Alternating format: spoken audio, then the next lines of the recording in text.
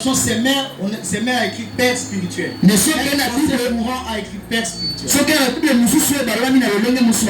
papa spirituel. Vous allez voir que les anciennes traductions, il y avait d'autres mots qui n'existaient pas encore.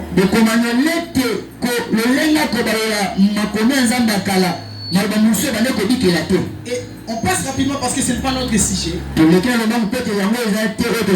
séraphins avaient 6 ailes. Ils ont 6 ailes.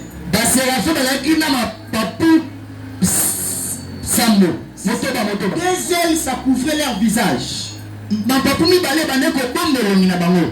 Amen, amen. Amen. Deux ailes, ça leur servait de voler. Il veut voler, ils utilisent les deux vols et les deux ailes. Puis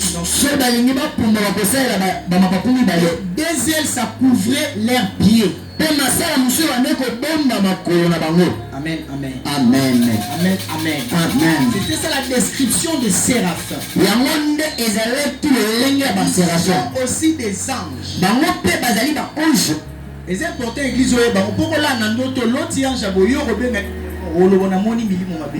au moni ange séraphin,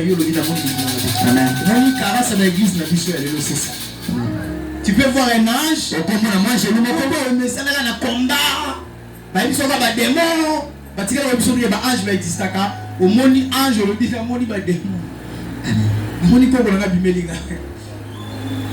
l'église, c'est important.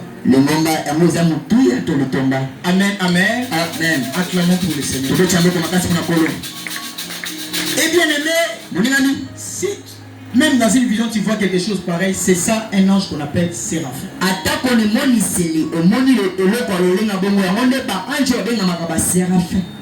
Les séraphins ont des rôles.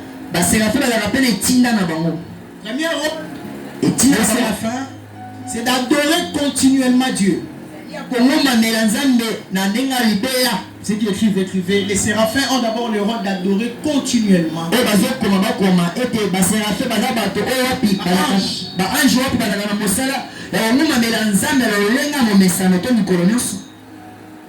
Deuxième rôle des séraphins, les séraphins ont aussi le rôle de proclamer la sainteté de Dieu.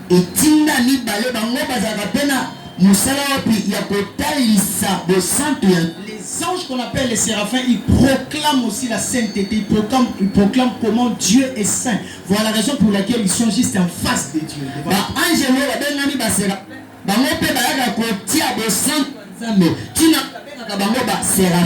Amen, amen. Amen. Amen, amen. Amen.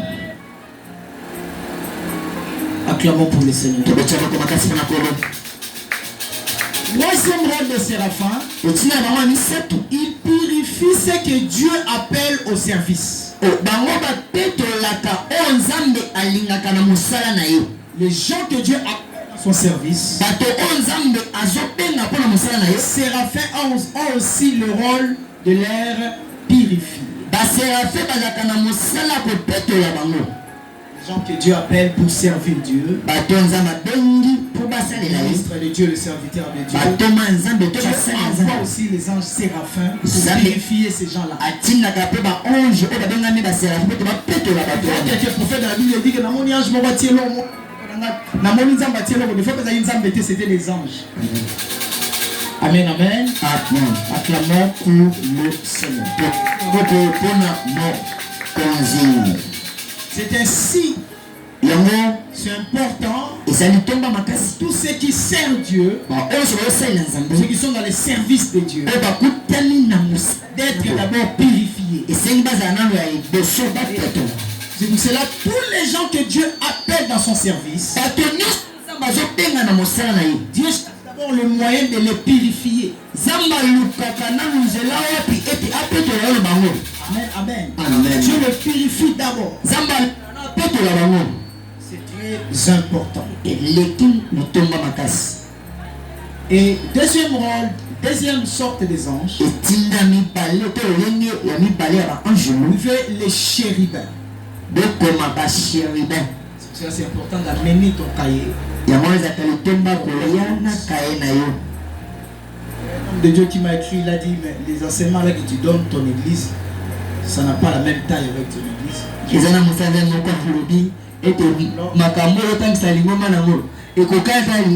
Je le dis, alors comment l'église arrive à cette taille-là?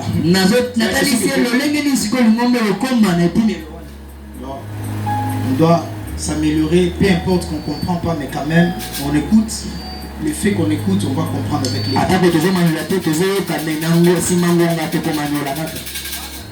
les chérubins. Maintenant, Genèse chapitre 3, verset 24. Genèse chapitre 3. Lisez-nous Genèse chapitre 3, verset 24. Et tu vas me lire encore Ézéchiel chapitre 10. Genèse chapitre 3, verset 24. Genèse chapitre 3, verset 24.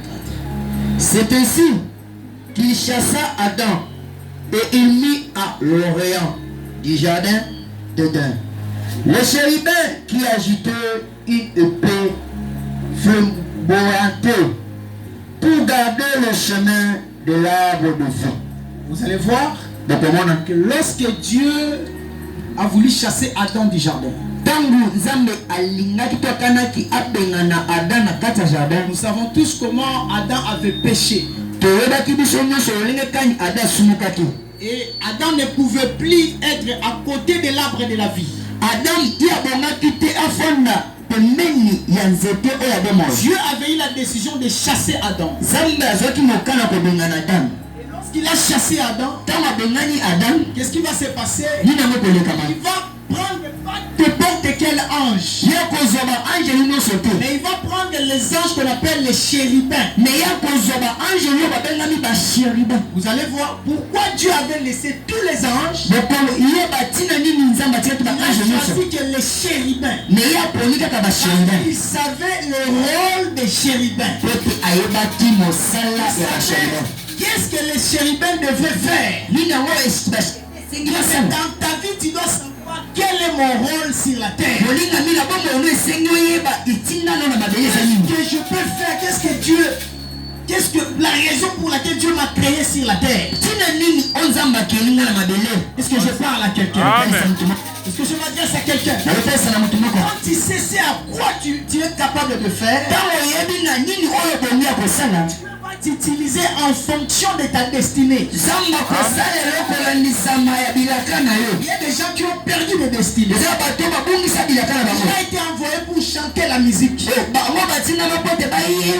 Il va créer une église. Il a été créé pour chanter seulement. Il est devenu prophète. Amen. Amen. Amen. Oh, Dieu nous utilise selon notre destinée. Dieu peut prendre tous les anges. Il a laissé d'autres anges. Mais il a pris seulement les chérubins. Parce qu'il savait que ce n'est que les chérubins qui pouvaient faire ce travail. Est-ce que je parle à quelqu'un? Je m'adresse à quelqu'un. Et il avait placé les chérubins dans les gens.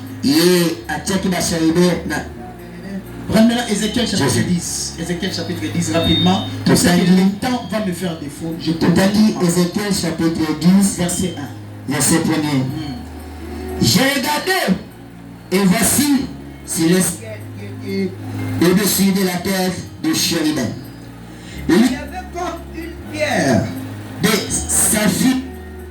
On voyait au-dessus d'eux quelque chose semblable à une forme de trône. Tu peux t'arrêter là.